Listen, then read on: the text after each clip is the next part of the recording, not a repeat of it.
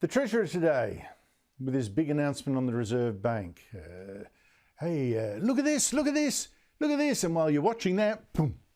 I'll talk later in the show to Michael Costa about these changes that the Treasurer, Jim Chalmers, today announced to the way the Reserve Bank works and the way he lined up the bank governor as the fall guy for the inflation that's killing you. It's all brutal stuff. But before that, we should look at the news that the Treasurer did sneak in from underneath that could turn out to be more important. Jim Chalmers said 2 bank board members were quitting. One's a banker who's been also on the board of the Right of Centre for Independent Studies.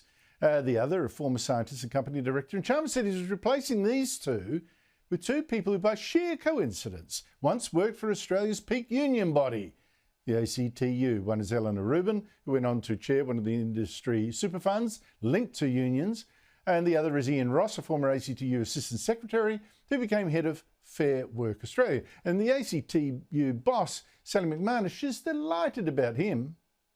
Yeah, I think that's an outstanding decision by the Treasurer. There's no one else in the country that has that recent and deep history in understanding wages. Not only that, he headed the panel that would set the annual wage, the minimum wage every single year, which affected a lot of people. And then, of course, he oversaw the wages system in terms of bargains that were being reached. So he understands in a really deep way how all of this works.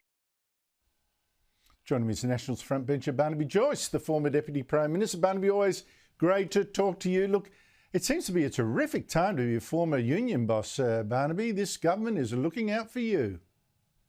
Well, what we're seeing here is that time to pay the piper, isn't it? So they're repaying their union people who donate the money for their campaign. No doubt we'll have within this board people from green companies, maybe wind factory representatives. I don't know, maybe The Voice will be there as well. It's going to be a real rogues gallery once we find out who is actually on this group. I bet you one thing, there'll be no farmers on it.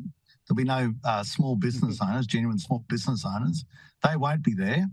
And people with the competency and skill to have a dry and analytical view of how we deal with interest rates will probably be few and far between. What it does, it straight away starts to call into question the so-called independence of the Reserve Bank.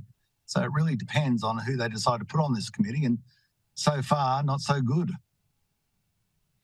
Well, these people obviously are, pretty skilled, highly experienced. But that said, you don't need to have a Reserve Bank board under your thumb. You just need to pick people who think same as you, and then bingo. You don't need to direct anything.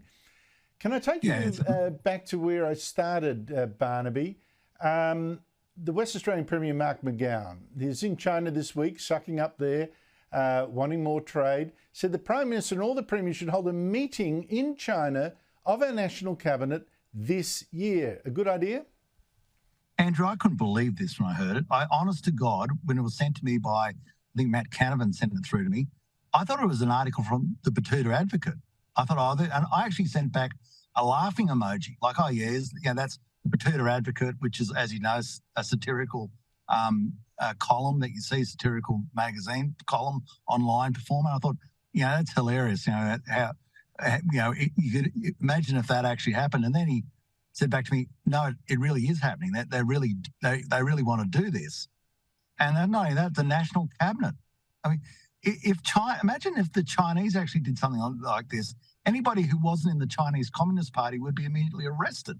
I just can't fathom how he could come to this. And to the people of Western Australia, really and truly, I know you think Mr. McGowan walks on water, but he's walking on water all the way to Beijing. And with that, this is the country that took over the South China Sea without firing a shot, just put military bases there, has incarcerated what we believe in one way or semi-form or in totality, the Uyghur people, as they believe in up to 1 million people, who has just whipped journalists off the streets in Hong Kong, most of them never to be seen again, summarily executes people who for a range of reasons, and these issues has had military ships in our exclusive economic zone And when we flew planes over them, they put military lasers onto our planes,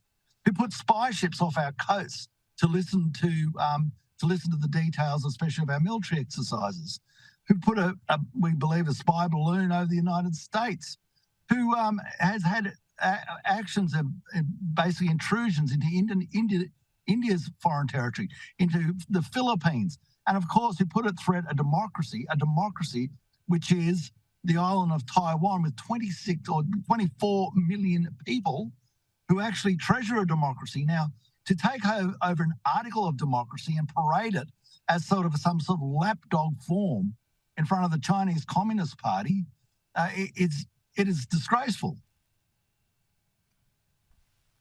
Barnaby, it is grotesque.